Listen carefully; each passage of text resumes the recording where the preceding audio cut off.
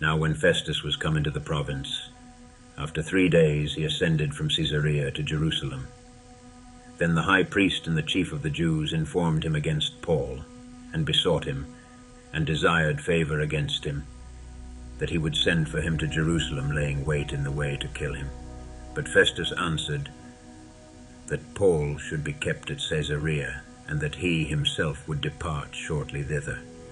Let them therefore, said he, which among you are able, go down with me, and accuse this man, if there be any wickedness in him.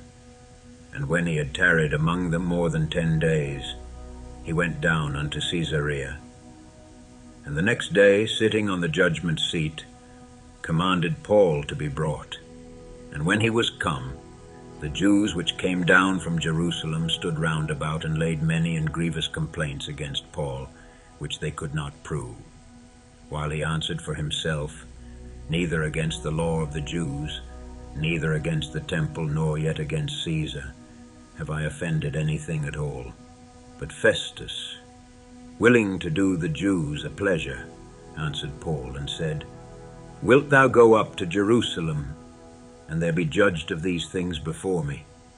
Then said Paul, I stand at Caesar's judgment seat, where I ought to be judged. To the Jews have I done no wrong, as thou very well knowest. For if I be an offender, or have committed anything worthy of death, I refuse not to die. But if there be none of these things whereof these accuse me, no man may deliver me unto them. I appeal unto Caesar. Then Festus, when he had conferred with the council, answered, Hast thou appealed unto Caesar? Unto Caesar shalt thou go. And after certain days King Agrippa and Bernice came unto Caesarea to salute Festus. And when they had been there many days, Festus declared Paul's cause unto the king, saying, There is a certain man left in bonds by Felix, about whom, when I was at Jerusalem, the chief priests and the elders of the Jews informed me, desiring to have judgment against him.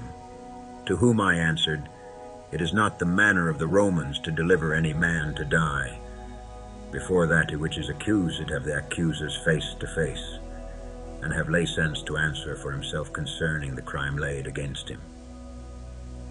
Therefore, when they were come hither, without any delay, on the morrow, I sat on the judgment seat and commanded the man to be brought forth. Against whom, when the accusers stood up, they brought none accusation of such things as I supposed, but had certain questions against him of their own superstition, and of one Jesus, which was dead, whom Paul affirmed to be alive. And because I doubted of such manner of questions, I asked him whether he would go to Jerusalem, and there be judged of these matters. But when Paul had appealed to be reserved unto the hearing of Augustus, I commanded him to be kept, till I might send him to Caesar. Then Agrippa said unto Festus, I would also hear the man myself. Tomorrow, said he, thou shalt hear him.